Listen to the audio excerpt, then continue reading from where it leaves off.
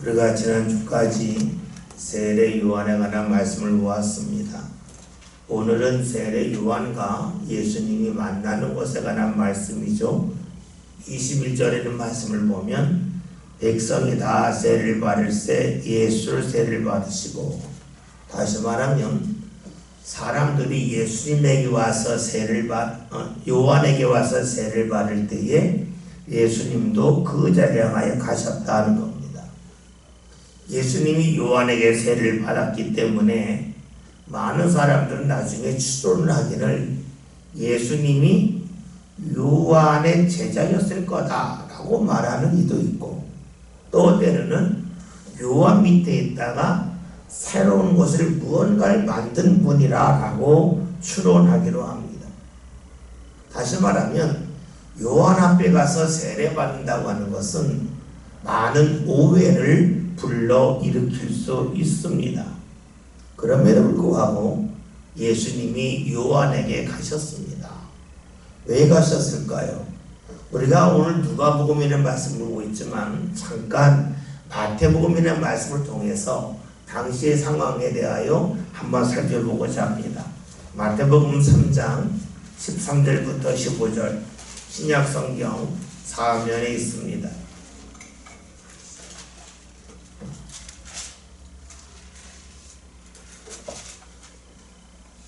제가 13절 읽고 여러분 14절 15절 함께 봅니다. 이때에 예수께서 갈릴리로부터 요단강에 이르러 요한에게 세례를 받으려 하시니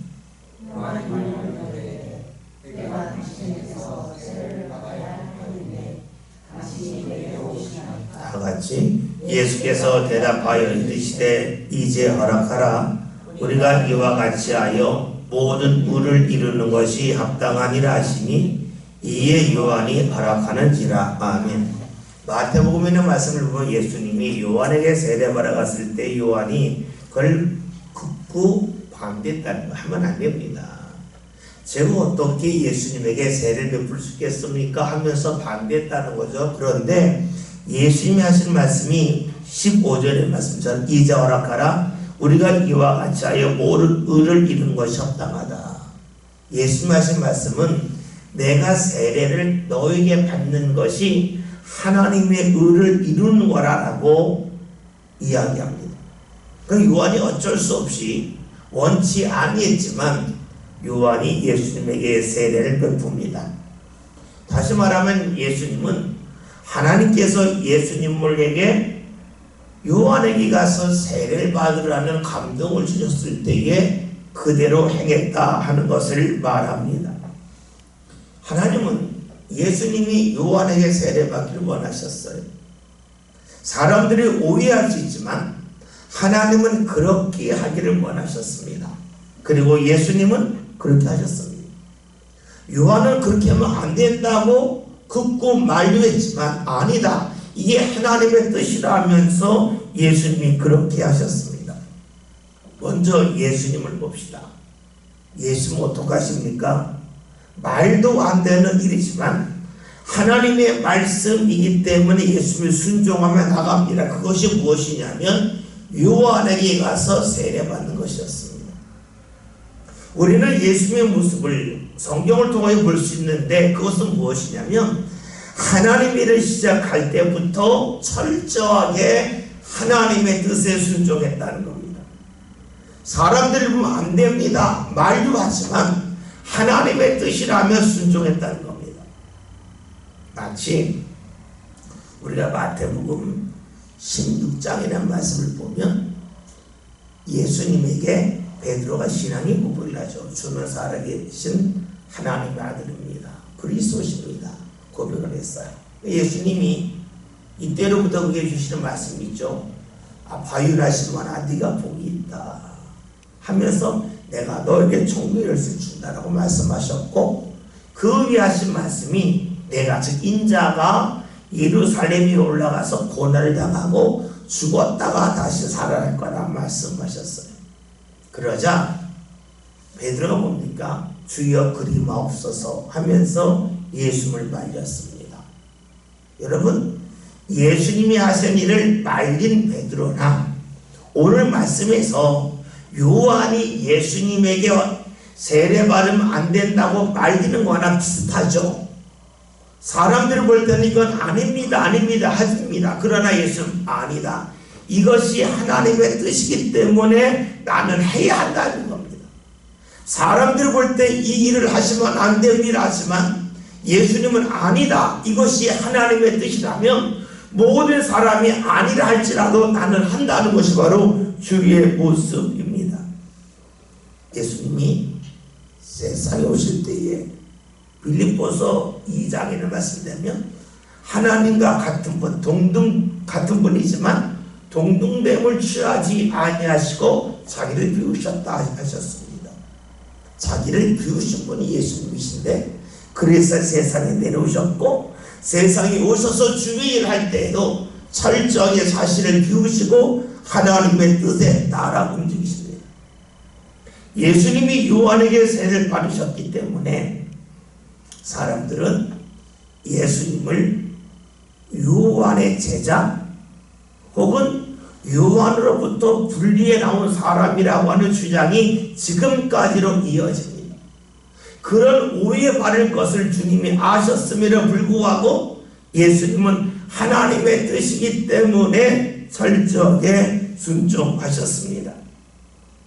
다시 말하면 예수님은 시작부터 끝까지 계속해서 하나님의 뜻을 따르고 주의 뜻에 순종했다는 겁니다.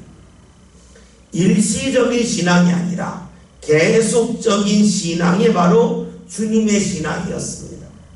그러기에 주께서 오늘 우리에게 원하시는 것은 일시적인 신앙이 아니라 계속적인 신앙을 갖기를 원하십니다. 계속적인 신앙을 갖는다고 하는 것은 나의 외적인 형편이 달라진다 할지라도 내가 주를 찾고자 하는 그 마음과 믿음이 달라지지 않은 것을 말합니다. 몸이 허락하지 않을 때도 있어요. 그러나 우리가 친구낼 것이 있어요. 몸이 허락하지 않을 때도 있고 내가 몸을 구실 삼아서 멀리할 수도 있어. 이건 나만 알아요. 그런데 주님께서는 계속해서 주님을 앞세우는 그 모습이 달라지지 않기를 원하고 계십니다. 예수님이 요한에게 세례를 받았다고 하는 것을 요한에 들어보면 어떻게 될까요? 그것은 요한이 지금까지 행했던 모든 일을 하나님이 받으셨다고 하는 그 증거일 수도 있습니다. 어찌 감히 요한이 예수님에게 세례할 수 있겠습니까? 그러나 하나님은 요한이 지금까지 살아왔던 모든 삶을 받으셨다고 하는 눈에 보이는 증거로 예수님에게 가서 세례하라. 내가 요한을 받았다고 하는 것을 너를 통하여 드러내면 좋겠다 라고도 볼 수 있습니다. 하나님이 하시는 일은 눈에 보이는 한 가지 일을 통해서 수많은 일을 진행하고 있습니다. 우리가 새벽기도 시간에 사도행전 9장이라는 말씀을 보고 있죠. 사도행전 9장에서 사울이 예수님을 만나고 눈이 어두워지죠. 그런데 하나님께서는 아난에게 가서 그에게 기도함을 통하여 사울의 눈이 밝아지게끔 합니다. 왜 그렇게 하셨을까요? 하나님은 예수님을 만난 사울이 달라지는 것만이 아니라 사울 저 사람은 안 된다고 여긴 아나니아까지도 달라지기를 원하셨습니다.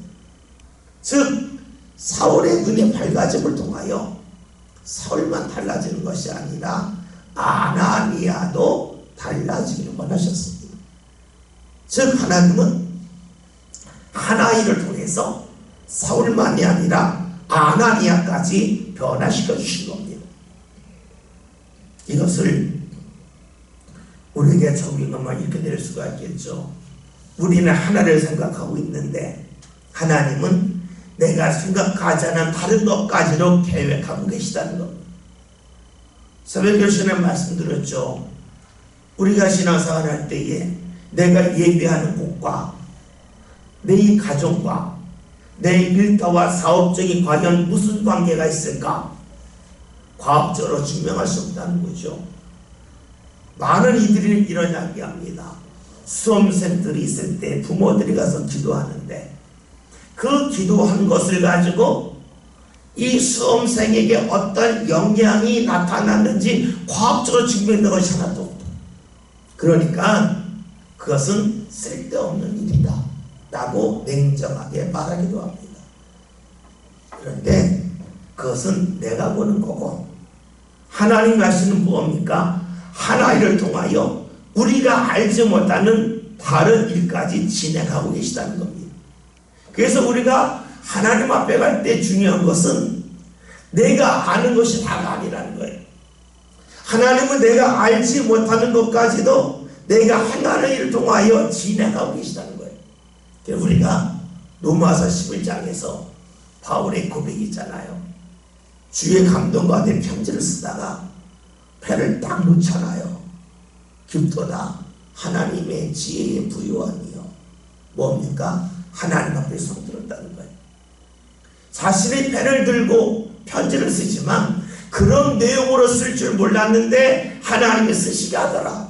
그리고 나는 생각하지 못했던 것을 하나님의 감동과 된 편지를 쓰면서 깊은 깨달음이 왔기에 하나님이 이런 분이구나 하면서 깜짝 놀라서 펜을 딱 놓고 깊도다 주의 지혜에 부요하며라고 고백을 합니다. 오늘 우리가 신앙생활 할 때에 기억해야 될 것은 하나님은 한 가지를 통하여 한 가지만 진행하는 게 아니라는 거예요. 내가 볼 때는 한 가지인데 하나님은 그 일을 통하여 두 가지, 세 가지 많은 일을 진행하고 계심을 우리가 꼭 기억해 볼 필요가 있습니다.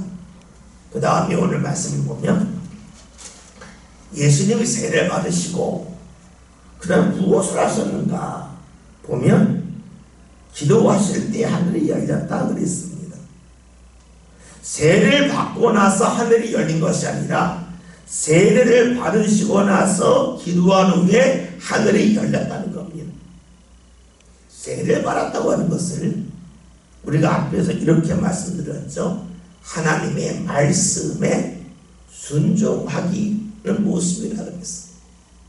이거는 하지 말라 하는데 사람들은 하면 안 된다 하는데 예수님은 하나님의 뜻에 따라 세례를 받았어요. 세례 받았다고 하는 것을 오늘 우리의 눈으로 보면 세례 받았다가 아니라 순종했다고 말해요. 그러면 예수님이 하나님의 말씀에 순종한 후에 기도하였더니 어떤 일이 일어났는가? 오늘 말씀처럼 하늘이 열렸다는 거예요. 성경이 오늘 우리에게 주신 말씀은 우리가 몸으로 순종하고 끝이 아니라는 거예요. 몸으로 순종한 후에 내가 하나님 앞에 기도할 때에 하나님은 하늘을 열어주신다. 즉 하나님의 역사가 일어남을 말씀하고 있습니다. 우리가 순종하는 데서 멈출 수도 있어요. 그런데 순종하고 기도할 수 있어요. 순종을 헌신으로 바꿔볼까요? 우리가 헌신하고 멈출 수 있어요. 그리고 헌신하고 기도할 수 있어요. 그런데 이 차는 너무나 크다는 거예요. 예수님이 순종만 하셨다면 하늘은 안 열려요. 주의 말씀이 임하지 않아요. 그런데 예수님이 순종하고 오늘 우리를 말하면 헌신하고 하나님 앞에 기도했더니 하늘이 열리고 주의 말씀이 임하였다는 겁니다. 봅시다. 여러분 헌신하고 하나님 앞에 기도했는데 하늘이 열리고 응답이 있었어요.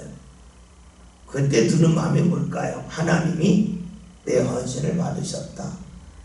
내 순종을 받으셨다 하는 거예요. 그러면 사람들이 알아주지 않으면 문제가 안 돼요. 왜냐하면 이미 받으신 것을 내가 알기 때문에 사람에게 인정받을 이유가 전혀 없어요. 인정하건 안 하건 그다지 중요하지가 않아요. 그런데 헌신했어요. 순종했어요. 기도하지 않았어요.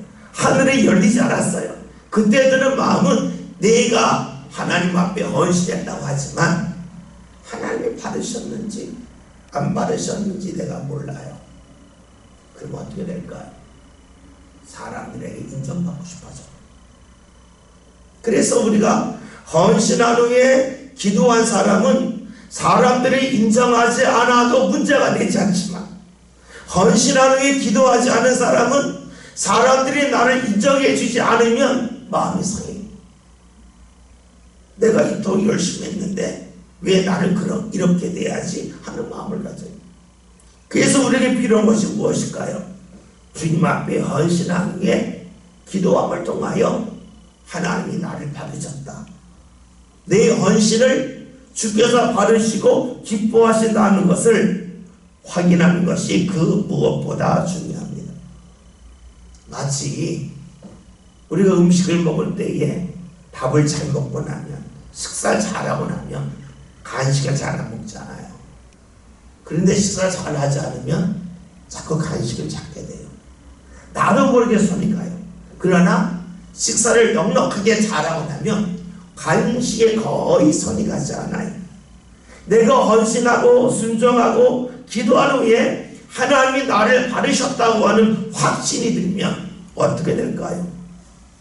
하나님이 나를 인정하셨기 때문에 사람들의 인정에 우리가 굶주리지 아니합니다. 우리가 누가복음의 말씀을 보고 있는데, 누가복음에 있는 말씀들의 특징이 여기 있습니다. 우리가 앞으로 계속 보겠지만 누가복음에서는 마태복음에 있는 말씀, 마가복음에 있는 말씀이 반복적으로 많이 나와요. 그런데 조금씩 다른 게 나와 있는데 그게 뭐냐면 기도하셨다는 말씀이에요. 마태복음에서는 예수님이 세례 받으시고 기도하셨다는 말씀이 안 나오는데 누가복음에 나와요. 또 앞으로 우리가 누가복음 9장이라는 말씀을 보겠지만 예수님이 높은 산에 올라가서 외모가 달라지는 모습이 있잖아요. 근데 마태복음에서는 그냥 달라지셨는데 누가복음에서 예수님이 기도하라 산에 올라가셔서 달라지십니다. 기도에 관한 말씀이 굉장히 많이 반복이 됩니다. 왜 그럴까요? 우리가 크게 본다면 누가복음과 사도행전은 형제예요. 데오빌로에게 보낸 편지잖아요. 사도행전에서는 성령에 관한 말씀이 강조가 돼요. 강력해요. 그러니까 누가복음에서는 이러한 성령의 역사를 받기에 앞서서 우리에게 필요한 것이 무엇이고 우리가 어떻게 하면 주를 더욱더 가까이 하실까에 대한 말씀을 구체적으로 제시해요. 그것이 바로 기도에 관한 말씀으로 볼 수가 있습니다. 오늘 말씀에서 예수님이 요한에 가서 세례 받으시고 주의 말씀에 순종하시고 기도하셨더니 하늘이 열렸다는 말씀으로 보면 좋습니다. 22절 함께 봅니다.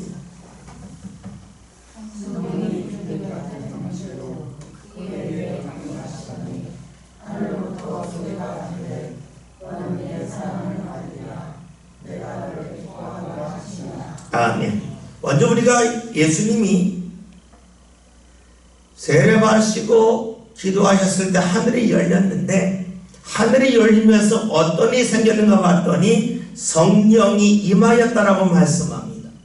그런데 성령이 어떤 형태인가? 비둘기 같은 형태로 임하였다라고 말씀하죠. 흔히 우리가 비둘기를 평화라고 말하죠. 다시 말하면 예수님이 기도가 나셔서 평화하셨다는 거예요. 왜냐? 하나님이 받으셨기에, 하나님이 함께했기에 평안하셨다는 겁니다. 우리가 어떤 일을 할 때에 이 일이 헛수고라고 여기면 일하고 힘이 듭니다. 힘이 더 들어요. 근데 일을 했는데 일이 가치 있는 일이라고 여기면 묘하게 힘이 나요. 그리고 마음이 평화로워져요. 똑같이 일했지만 내가 한 일에 대하여 이것이 가치 있는 일 그리고 보람 있는 일임을 내가 느낄 때에 내가 달라져요. 예수님이 지금 주의 말씀에 순종하고 기도하시는 일어난 일은 무엇이냐면 하나님이 받으셨다는 거예요. 그 모습이 성령이 임하는데 비둘기 같은 모습으로 임하였다. 즉 하나님이 받아주셨다 하는 겁니다. 그러고 나서 22절의 말씀을 보면 하늘로부터 소리가 나기를 다시 말하면 주의 말씀이 임하였습니다. 우리가 지난 주일날 성령 강림주를 맞이하여 요한복음 16장이라는 말씀을 보면서 예수님이 내가 너희에게 이를 것이 많으나 지금은 너에게 감당치 못하리라. 그러나 진리의 성령이 오시면 너희를 진리 가운데 인도하시리라는 말씀을 보면서 성령이 하시는 일은 무엇인가? 성령이 임하기 전에는 주의 말씀을 감당할 수 없지만 성령이 임하고 나면 주의 말씀을 감당하는 사람이 된다고는 말씀을 보았습니다. 오늘 말씀도 같은 맥락으로 봐야 돼요. 성령이 임한 후에 주의 말씀이 들려지기 시작합니다. 주님 앞에 순종하고 주님 앞에 기도하였더니 하나님께서 성령의 역사를 부어주셨는데 그 성령의 역사가 어떻게 임하는가? 말씀이 들려지는 역사로 다가왔다 하는 겁니다. 그러면 이 말씀이 예수님과 주위에 있는 모든 사람들이 함께 들었을까? 예수님만 들었을까 하는 겁니다. 오늘 말씀을 보면 22절에 하늘로부터 소리가 나기를 너는 내 사랑하는 아들이라 너라고 했습니다. 다시 말하면 이 말씀은 예수님에게만 들린 겁니다. 우리가 사도행전 9장에서 사울이 다메섹을 향하여 가다가 그의 눈이 어두워지죠. 어두워진 이유는 그가 빛을 보았기 때문이에요. 그런데 그 빛을 통하여 눈이 어두워지고 사울 알아요. 다시 말하면 사울에게만 비춘 거예요. 그리고 당신은 누굽니까 할 때에 나는 네가 핍박하는 예수라 박해하는 예수라 그 주님의 말씀도 사울에게만 들린 거예요. 다시 말하면 함께 있다고 해서 다 말씀을 듣는 건 아니에요. 주님께서 많은 사람이 모였다 할지라도 특정한 사람에게 말씀하실 때가 상당히 많이 있어요. 오늘 말씀도 그런 말씀이죠. 주님께서 예수님에게만 말씀하세요. 너만 들어라. 너는 내 사랑하는 아들이라고 말씀하십니다. 우리가 성령이 임한다고 하는 것이 무엇일까? 우리가 오늘 말씀을 통해 본다면 말씀이 들려지는 것을 볼 수가 있어요. 말씀이 들려진다고 하는 것을 우리가 이렇게 생각할 수 있어요. 내가 교회 가서 설교 말씀 듣는데 그러면 성령 받는다고 특별히 들려지나? 이럴 수도 있어요. 저도 어렸을 때 교회 다니면서 정말 어렵더라고요. 말씀이 들려진다. 말씀이 들려진다. 이게 과연 무엇일까요? 말씀이 들려진다는 다른 말로 하면 말씀이 믿어진다고 봐도 돼요. 이게 하나님의 말씀이라고 믿어지는 거예요. 이렇게 믿어지게끔 하는 것이 바로 성령의 역사라고 볼 수 있습니다. 우리가 함께 예배합니다. 말씀을 들었습니다. 말씀을 들었는데 말씀이 믿어진다면 어떻게 될까요? 말씀 가운데 따르는 나의 삶의 변화가 조금씩 나타나겠죠. 그것이 바로 성령의 역사를 볼 수 있어요. 오늘 말씀을 보면 예수님이 너는 내 사랑하는 아들이라 그랬습니다. 이것은 하나님과 예수님의 관계를 말씀합니다. 그러나 이것은 또 구약 성경과 연관지어 본다면 좀 다르게 볼 수도 있어요. 시편 2편 6절부터 9절 구약 성경 806면입니다.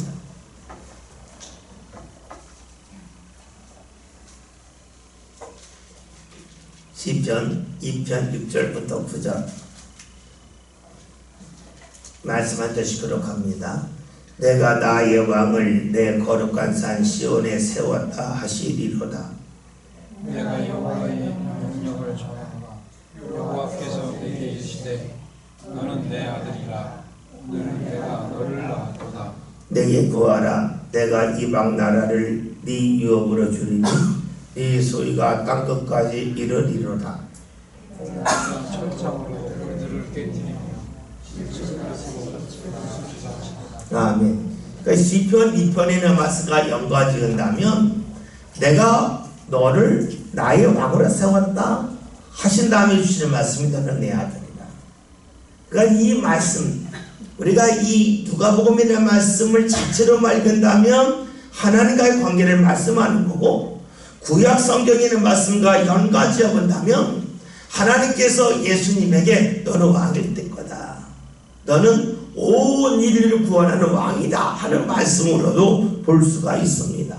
그리고 오늘 읽은 말씀에서 22절에서 맨 마지막에 너는 내가 기뻐하는 자라. 왜냐하면 하나님의 말씀에 철저하게 순종하시는 모습이 있었기에 하나님께서 기뻐하셨다라고 볼 수 있어요. 또 순종하신 후에 순종만 안에서 멈추지 않고 순종하고 기도하심을 통하여 하나님을 찾는 모습이 있었기에, 계속해서 주를 찾는 모습이 있었기에 하나님께서 예수를 모시면서 기뻐하시는, 받으시는 모습으로 볼 수가 있습니다. 23절부터 38절 상당히 길죠. 먼저 23절에 예수께서 가르치심을 시작하실 때가 30세쯤 되십니다. 왜 여러 번 모았습니다. 우리가 흔히 예수님이 33세에 돌아가셨다라고 이야기를 많이 하는데, 그렇게 말하는 이유는 누가복음 2장 3장 23절에서 예수님이 하나님 일을 시작하신 것이 30세쯤 되었다는 말씀과 더불어 요한복음이라는 말씀을 보면 요한복음 2장에서 6장에서 13장에서 6월절이 나와요. 그러니까 요한복음 2장에서 30세, 30세 31세 되겠죠. 요한복음 6장에서 또 1년, 또 요한복음 13년 또 1년에서 3년이 돼서 30세부터 33세라고 하는 그러한 이 주장이 나오는 겁니다. 그러나 이것이 절대적인 건 아니고 성경 두 군데를 합쳐서 나오는 거고, 또 때로는 요한복음 8장에 예수님이 유대인들과 말씀하실 때에 네가 50세로 되지 않았는데 어떻게 아브라함보다 먼저 있었냐라는 말씀이 있기 때문에 예수님의 나이가 50세쯤 되었을 거라고 말하는 이들도 있어요. 그러나 어쨌든 그거는 그다지 중요한 건 아니고, 단지 우리가 흔히 사용하는 말이지만 그 말의 성경적인 근거가 어딨냐 할 때에 이 누가복음이라는 말씀을 들 수가 있습니다. 이제 23절부터 38절에 있는 족보를 보면 좀 족보가 특이합니다. 예수님의 족보는 마태복음 1장에 나오고 누가복음 3장에 나옵니다. 마태복음 1장에 나오는 족보의 특징은 아브라함과 다윗의 자손 예수님의 족보라고 시작을 해요. 아브라함부터 시작을 하고, 아브라함부터 위에 보내요. 아브라함, 다윗, 바벨론의 포로. 그래서 아브라함부터 다윗까지가 14대요. 다윗부터 바벨론 포로까지가 14대요. 바벨론 포로부터 예수님까지가 14대라는 식으로 족보가 나옵니다. 반면에 이 누가복음에서는 족보가 나오는데 아래서부터 위로 올라갑니다. 예수님부터 해서 쭉쭉쭉 올라가는데 맨 마지막 38절 보면 그 위는 에노스요, 그 위는 셋이요, 그 위는 아담이요, 그 위는 하나님이십니다. 족보인데 하나님까지 올라가요. 그래서 우리가 마태복음은 아브라함부터 시작하기 때문에 마태복음은 유대인들을 위한 복음이라는 말이 나오는 거고, 그리고 누가복음에서는 족보의 맨 위가 아담과 하나님까지 나오니까 유대인만이 아닌 온 이방인까지도 포함하는 거라는 주장이 나와요. 그래서 우리가 그런 주장이 맞다 틀리다가 아니라 그런 눈으로 말씀을 보면 이해하기가 좀 더 쉽다라고 보는 거예요. 그래서 예수님의 족보에는 77이 나와요. 그러니까 7이라고 하는 것이 이방 사람들이 즐겨하는 숫자였기 때문에 그렇게 족보가 나왔다라고 보는 이도 있습니다. 그런데 앞에서 언급했던 것처럼 예수님의 족보가 누가복음 아래서부터 위로 올라가요. 마태복음은 위에서 아래로 내려와요. 우리가 그 주소를 쓸 때에 한국에서는 위부터 아래 쓰죠. 경기도 부천시. 그런데 미국 사람 아래서 위로 올라가죠. 이건 사고 구조를 말해요. 그러니까 사람들이 알아보기 쉽게끔 말씀을 기록할 때에도 그 대상에 맞춤식으로 기록했다라고 볼 수가 있어요. 또 하나 볼 수 있는 것은 우리가 오늘 말씀 아까 21절 22절에서 예수님의 세례받고 나서 들었던 음성이 너는 내 사랑하는 아들이라. 하나님의 음성을 들었어요. 그런데 그 다음에 무엇이 나와요? 예수님의 족보를 올라가 봤더니 하나님까지 이어진다는 것을 말씀해 주고 있어요. 다시 말하면 이 족보는 지금 예수님이 하나님의 아들이라고 하는 음성을 들었는데 그 음성에 대하여 이러한 족보를 통해서는 알 수 있지 않겠냐라는 것으로 우리에게 말씀해 준다고 볼 수도 있습니다. 우리는 이 족보를 통하여 한 가지 더 볼 수 있는 것이 있어요. 그것은 말씀이 같은 말씀이지만 말씀을 받는 대상에 따라서 표현과 기록 방식이 조금씩 다르다는 거예요. 다시 말하면 주님이 우리에게 다가오실 때에 얼마나 세심하게 조심스럽게 다가오시는지를 볼 수가 있어요. 유대인들에게 주님이 다가가시는 방법과 이방 사람들에게 주님이 다가가시는 방식이 조금씩 다르다는 거예요. 왜냐하면 그 사람에게 어떻게 해서든지 마음을 열고 좀 더 쉽게 주님을 만날 수 있는 길이 있음을 주께서 아시고 그 길을 택하셨다는 거예요. 여러분 집에 자녀가 한 명일 때와 두 명, 세 명일 때 다른 거 있죠. 다 다르다는 거예요. 입맛도 다르고 좋아하는 것도 달라요. 그러니까 집에서 요리를 할 때에 큰 자녀에게 맞출 때가 있고 또 둘째하고 둘째에게 맞추고 셋째하고 셋째, 넷째, 넷째에게 맞추잖아요. 큰애에게 맞춘 음식 갖고 둘째, 셋째 먹으라 그러지 않잖아요. 첫째가 있으면 첫째에게 맞추고 둘째가 있으면 둘째에게 맞춰주는 게 부모예요. 그런데 성경을 보면 그런 거예요.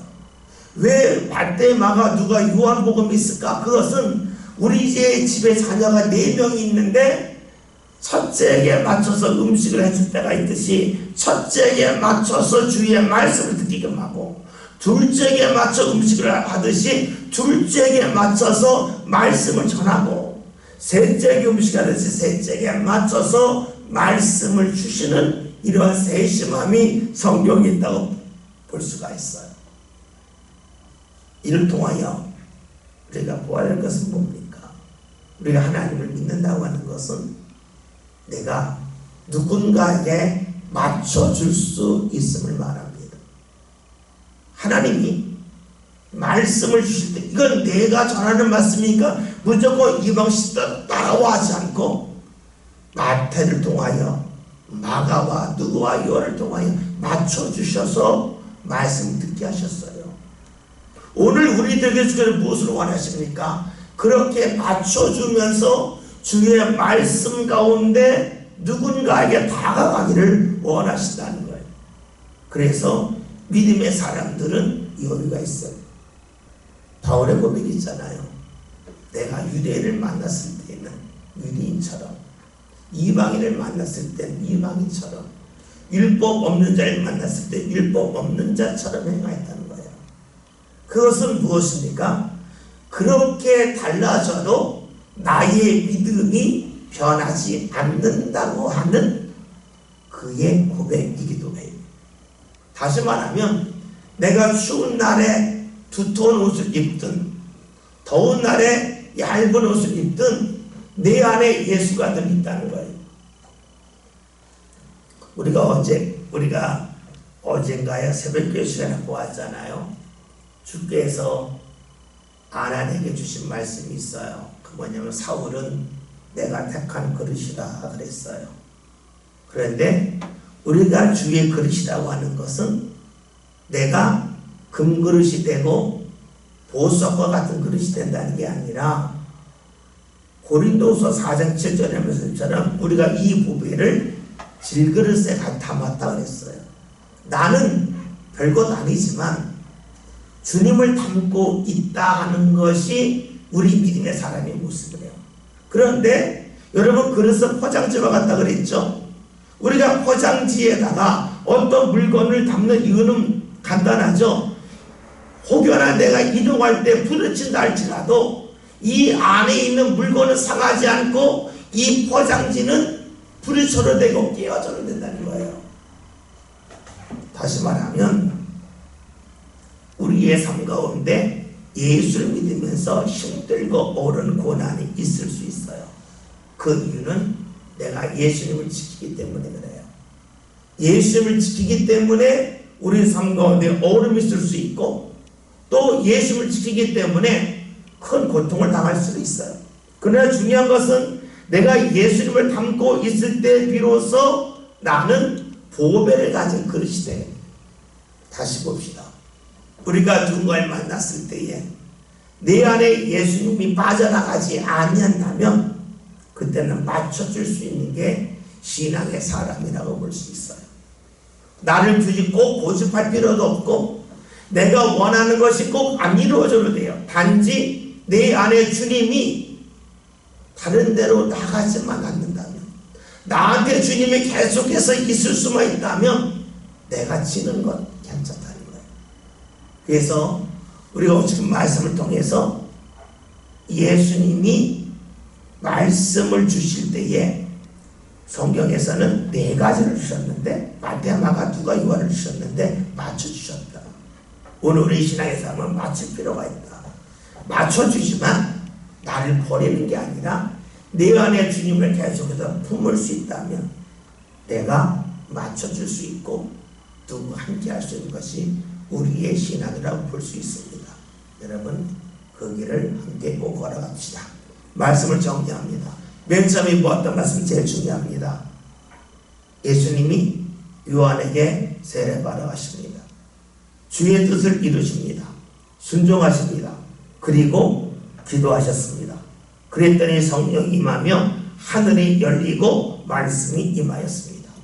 우리가 헌신하고 기도함을 통하여 하나님이 나를 받으셨음이 드러나고 하늘이 열리고 주의 말씀이 임하는 역사가 저와 여러분의 성만에 나타나는 소망하며 헌신 후에 함께 기도할 수 있는 저와 여러분이 꼭 되길 바랍니다.